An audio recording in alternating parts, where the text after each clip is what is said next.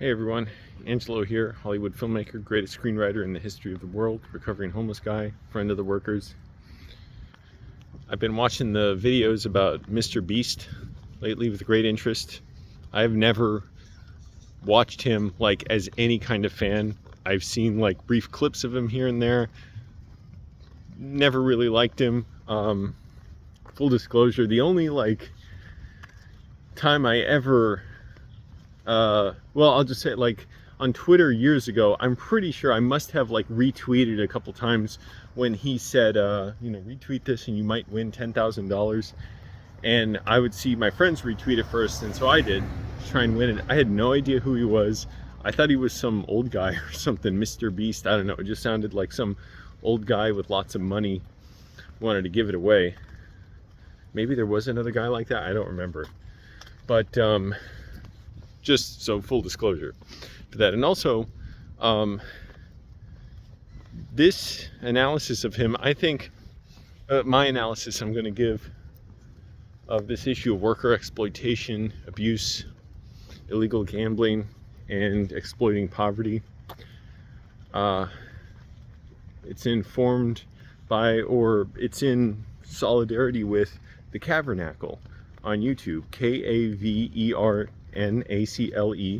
For years he's been saying, he was like the lone voice as a leftist saying that Mr. Beast is exploiting poverty.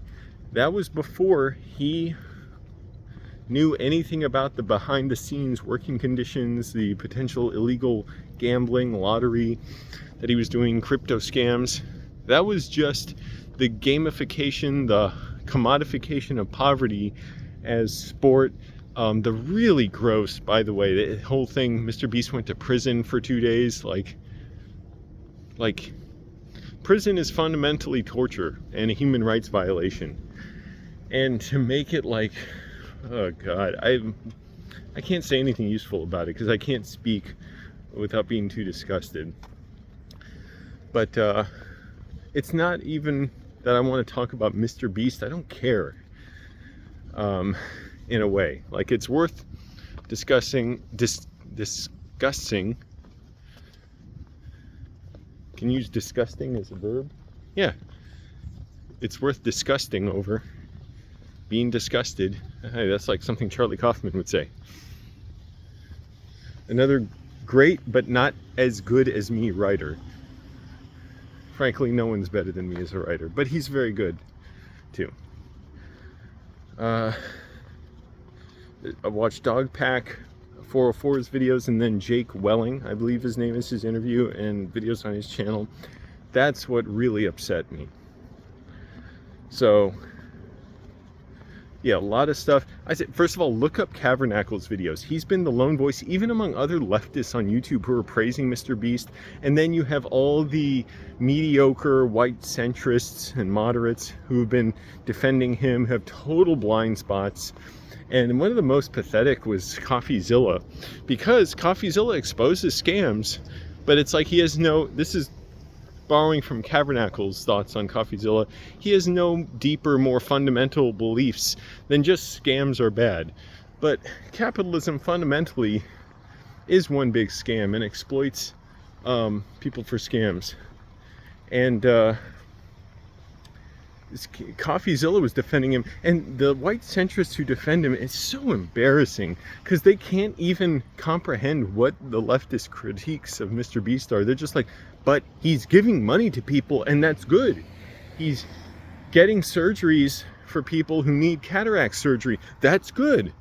It's like, dude, there's a whole bigger issue here of how poverty is basically gamified, and it's all just PR for capitalism, and the idea that he gives food away to people and does all this philanthropy, it's all a scam under capitalism. Like, we and companies like his, Mr. Beast, create poverty, create the conditions for exploitation and abuse, and then prey on them and say, look, we're doing all this help because we give out a pittance to people, we dole out some chicken feed to you hungry poor masses, and then stick a camera in your face. Oh God, I can't, it's so gross. And I say this as someone who was homeless for 2.5 years myself, was broke most of my adult life, had like lived okay. It's just I was constantly broke, on edge over being broke, anxiety about like I'm afraid to going out because I'm broke, had other problems. And our society is so fragmented because among other things, why? What does capitalist exploitation enable? Suburbs built out from the city, separating neighborhoods, creating more class divisions, racial divisions. And then you have car manufacturers, the car industry lobbying very hard to pretend we have a free market where just people want bigger and bigger cars and cars are independence. But in reality, it's handcuffing us to these debt machines and making it more expensive to live, deadlier certainly. 42,000 deaths in America from traffic in 2022. We overdevelop our streets, overbuild them, etc. We starve public transportation.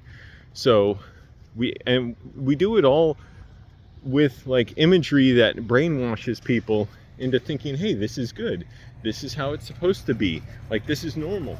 When you go to other countries and you see, oh, this is not normal. And actually, you can design streets and infrastructure systems where everybody wants to go around on trains. They can walk to destinations in their neighborhood, etc. Okay, I'm taking a long way around to Mr. Beast.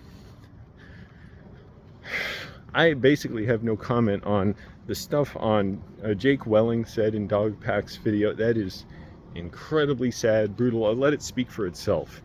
Look up that interview. Exploitation, cruelty against workers, the power imbalance in capitalism. Some young punk kid, Mr. Beast, with way too much power, basically running like a frat boy operation, and not having any awareness of the impact of what he's doing on others, both in microcosm up close to his employees, the contestants or whoever on his videos that he makes, and the broader implications of you're basically laundering capitalism. You're taking this shit-stained system and washing it with essentially slave labor and then saying, look how clean it is. See, I'm a good guy. I just want to make fun for people. I want to have a lot of fun, give out money. I just like giving out money. It's so much fun. Well, you like getting money. But two things I want to comment on. One, I can't even comment. It is so sickening. There was that situation at the end Jake Welling talked about. I just can't. Oh God. The guy he talked about working there, who he's not sure he should work there, guy, masked man at the end.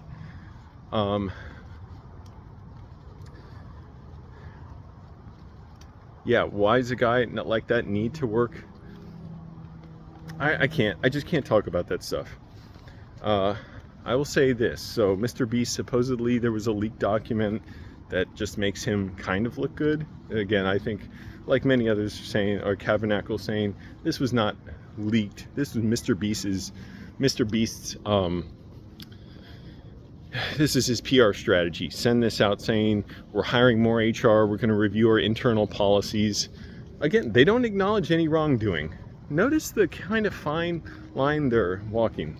This is capitalism embodied. This is specifically how American capitalism and corporations and the government work together to create laws that insulate corporations from consequences for this kind of behavior. What do I mean? Mr. B said they're going to be HR policies, they're going to do listening sessions. Employees do not speak at those. They are going to be more sensitive to employees' needs, take into account more diverse viewpoints, LGBTQ viewpoints, etc. This is all the moral equivalent, like moral laundering, like money laundering. Taking these dirty practices and making them look clean. HR is not your friend. First of all, I find it hard to believe they didn't have HR already working with them or contracted, because businesses over a certain size in America, like 25 or 50 employees, have to have HR and workplace like books of conduct, like or codes of conduct and stuff like that, either in-house HR or you can contract with companies. That's another problem. These companies, they turn out bad results for employees like a factory conveyor belt spitting out candy. HR is not your friend if you're a worker. HR is there to hurt you. HR is there so the company can say they care about employees, so they can say, we investigated, but we didn't find any, what's the phrasing they'll always use? Did not find any evidence of a violation of policy. Such carefully thought out, parsed out language.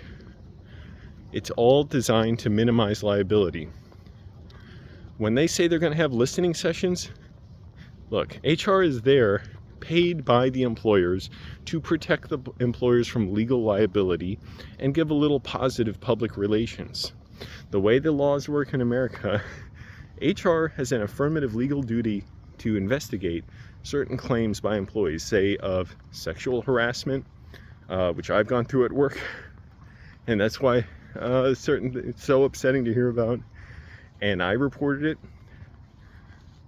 I was aware the whole time what a flim-flam operation HR was doing. All I could do was hope to have some accountability for it. The investigations are fake that HR does. The determinations they make are fake. They are there strictly, excuse me, gotta wipe my nose, to protect the company from liability by saying, look, we're doing everything by the book.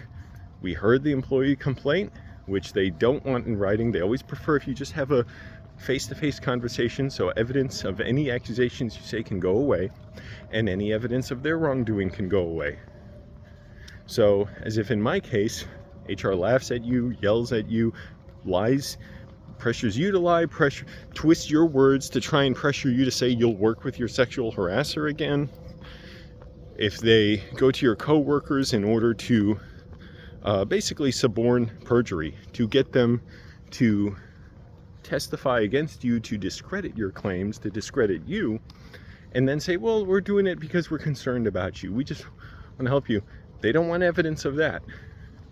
If you speak out about that happening, their lawyers will maliciously claim that you're being defamatory when you're telling the truth. HR is there to cover things up. They're there as operatives, like double agents. They have dual loyalties like double agents do. A double agent will infiltrate a government or an organization and need to go just the right amount of distance to get them to believe that they're on their side, when in reality they're working for the opposition, in this case management, the executives. So they pretend to hear your complaints. They pretend to investigate. They're really investigating you. They're balancing how bad is it for us if we admit something bad happened illegal versus how bad is it for us if we don't admit something happened.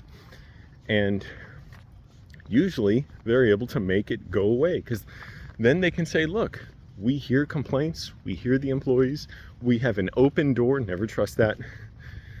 You're walking into a trap. And this is what is going on at Mr. Beast's company. This is what their HR is there for. So they can say, we investigate, we hear you, and then but it goes a step further than that. Because once you complain about illegal conduct there, like sexual harassment, that's illegal. Racist abuse, racist practices, that's illegal. Other forms of discrimination. Now you're the one who's under investigation. You're the threat to the company because there are laws against retaliation against you. Now wait, that sounds counterintuitive. Well, that makes perfect sense. Now the company knows that you have made protected speech. Their lawyers know this. The managers may not be as well trained in this, and that's a problem for the lawyers. The lawyers know that now this employee, regardless of if we found that there was evidence of a violation of policy, because they'll never say that someone actually sexually harassed you. They'll say at most, we found evidence that this person violated the policies here. Again, that's a statement meant to mitigate liability, mitigate responsibility. if from that point on you feel at any point you're being retaliated against, you have a legal claim against the company to get a money award, damages, restitution from them. And they know they always have to worry about that. They always have to worry, is the manager going to retaliate? Are coworkers going to retaliate? They can't control that. And that's depending how much the lawyers care and all that. It depends on a lot of things. A manager gets short with you, gives you dirty looks. With my manager, she would get short with me, angry with me and stuff. They need to now worry about that because now you have a claim. They'll spin that as HR lawyers, according to employment attorney Vince White, almost always lie in their answers in court as far as lawsuits are concerned, because they always deny wrongdoing. And it's like, well, how are all these companies not committing wrongdoing when the employees say they were done wrong? Because if it's a game, if they ever admit to wrongdoing, there's no case in their defense. The judge would say, okay, well, we find you guilty then. You just admitted to wrongdoing. So they always say we deny any wrongdoing. But you are the liability now. If the person who sexually harassed you retaliates, if their friends retaliate, if managers retaliate, if they give you dirty looks, if they give you unfavorable job assignments, if you merely believe you're getting unfavorable job assignments or bad shifts, or you're denied accommodation for disability, oh, that's a whole other something I have not personally dealt with, but happens a lot. Because there are all kinds of disabilities. Not everything is like what you would think is the most dramatic version that you can picture. Lots of disabilities are invisible. If they don't provide legally required reasonable accommodations for disabilities, etc., all that racks up to a lot of money these companies stand to pay, and potentially bad publicity if you go to court with them over it. So what do they do instead? They target you. They isolate you from your coworkers, plant fear and suspicion about you. Like I said, they'll go to your coworkers and try and suborn false testimony to get them to discredit you. And most people, when given a choice between accommodating HR and some weird shadowy questioning you're getting, hey, you're not in trouble, we just want to know what's going on with Angelo. Is he all right? Does he get along with people? He's not like talking to people, right? He's going through stress, isn't he? Or whatever the case happened in my case. They will get false testimony, and they won't ask all your coworkers about you. They'll ask the ones who would be most likely to damage your credibility. Ones who may themselves fear they'll be in trouble for something. And most people will fear for their jobs and say whatever it is HR wants. That HR lady in my case, she looked like no one had ever spoken to her the way I did. And I wasn't even like being super forceful or strident in many ways, but I was making clear I demand accountability. And she looked like her eyes were spinning when I said that. When I said why I want to witness, why I'm making a written report in addition to verbally reporting it. Because they expect most people to be too scared to say that. They expect most people to be too scared to get a lawyer after you're fired from there. So inevitably, for many of you, you'll be retaliated against and you'll be fired. But it won't come in the form of saying, hey, we're firing you for reporting racist abuse or sexual harassment. No, it's just things like a corporate restructuring, a downsizing, other benign words. And they'll try and pressure you to sign away your rights to sue them by getting you to believe that your last paycheck or your severance payment is tied to you signing that document. That's what happened to me.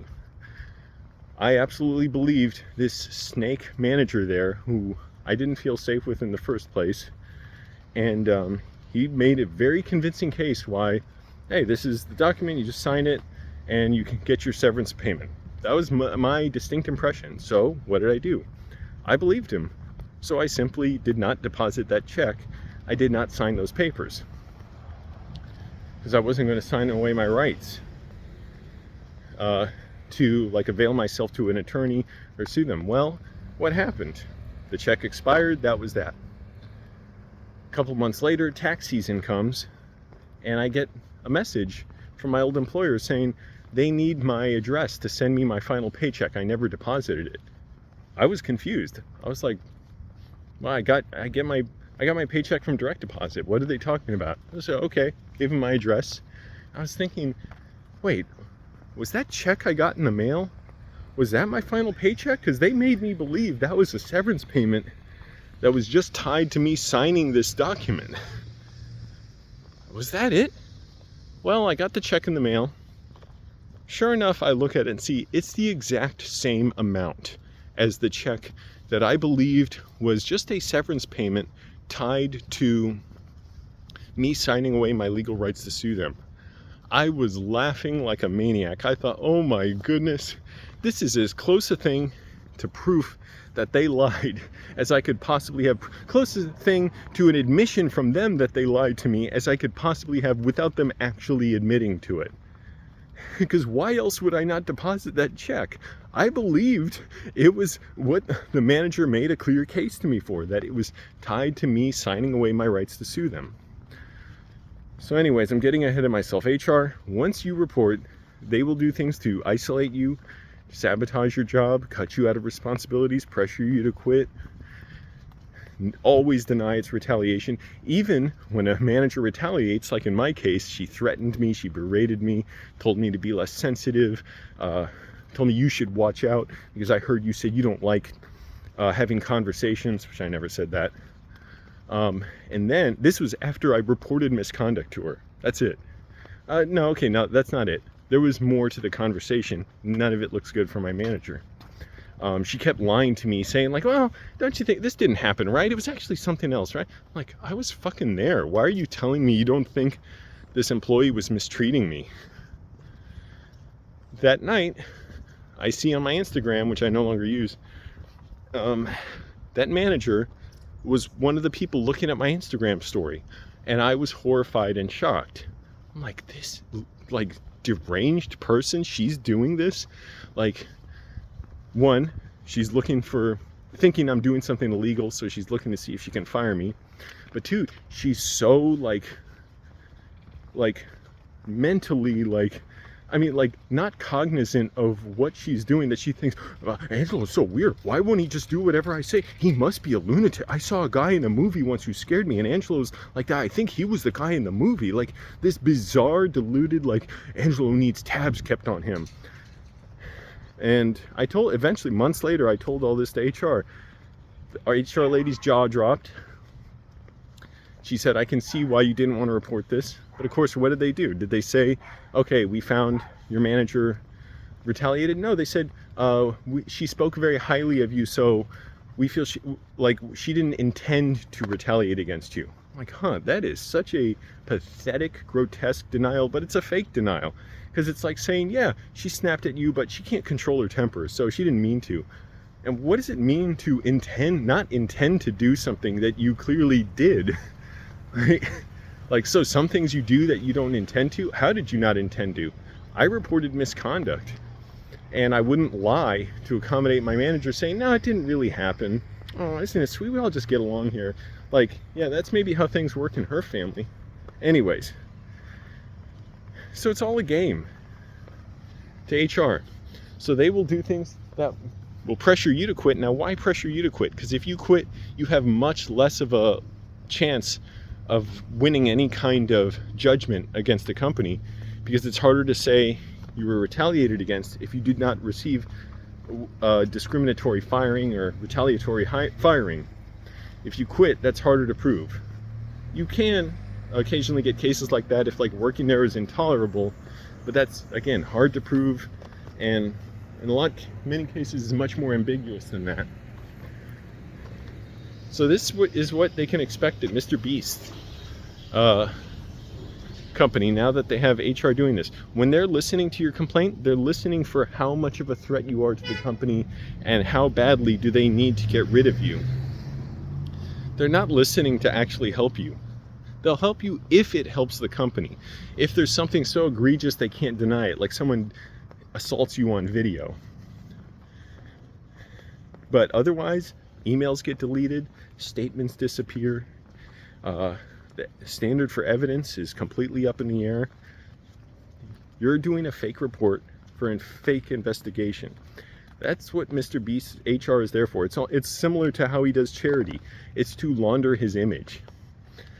It's relying on workers being desperate, people being desperate for money and their jobs, and that imbalance of power in which they say, hey, cooperate with us, or look, we're doing an open investigation. How can you not do this? Like with charity, look, we're helping people. Well, you need people to be homeless and poor for you to do what you do. If we had an egalitarian society, a socialist society, or whatever you like to call it, where everyone's needs are met at a baseline, housing, food, mobility, healthcare, and then from there, if you want to live with more luxury, we have markets, we have jobs you can, and good worker protections. And now employers have to treat employees a lot better, because employees know, hey, I don't have to work for some abusive company if I have my needs met, if I'm good, which was my case. So when I was getting that supposed severance payment, I had savings, so I didn't have to worry about getting that meager check. Also, I wasn't paying rent at the time. Thanks to our cruel capitalist system, we were being evicted, but the upside was for 2 or 3 months, didn't have to pay rent while the eviction process was going through. That's another scam, landlords, boarding housing. So if we lived in a decent society, geez, bird sounds weird, Mr. Beast wouldn't have this opportunity to say, look, I just like helping people. We're gonna recreate the My Lai massacre with paint guns, and the last person standing gets $1 million.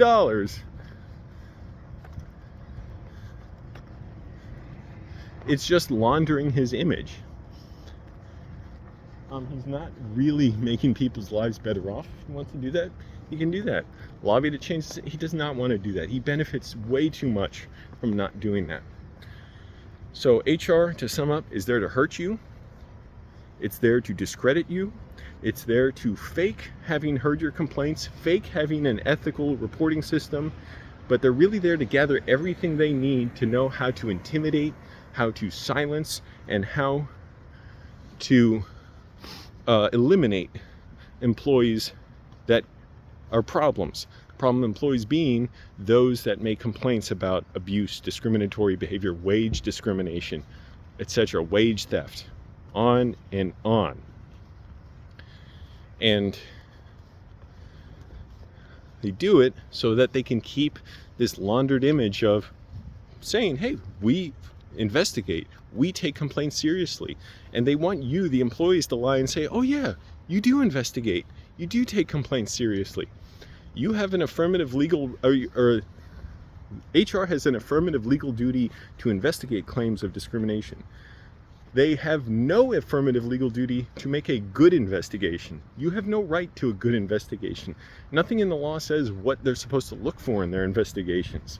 What qualifies them to investigate the things they claim to do?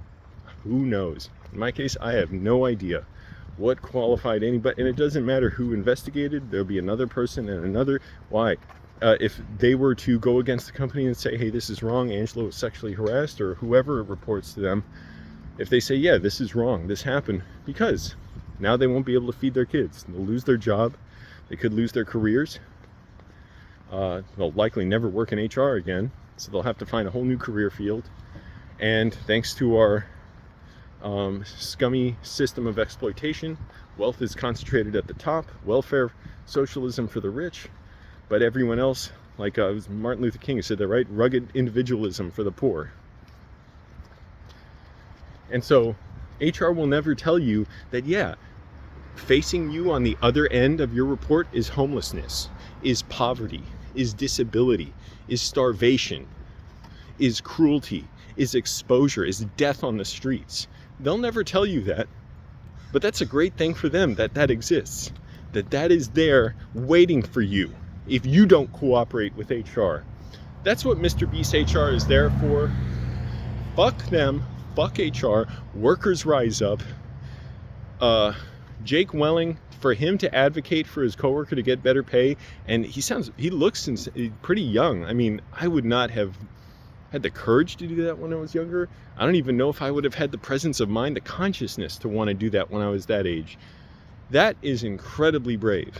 And it's so sad that his coworker got fired. I feel sad thinking that, like, that's what they do. They'll pit your coworkers against you. So all of a sudden you find you no longer have friends. Rumors and innuendo are spread about you.